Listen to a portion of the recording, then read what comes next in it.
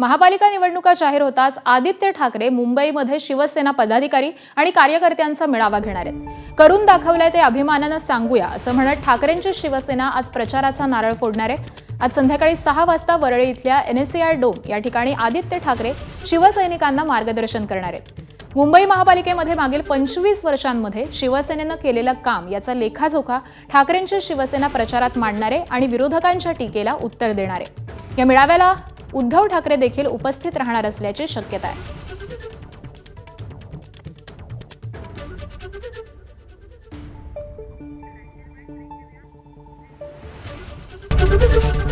ABP माझा, उघडा डोळे बघा नीट।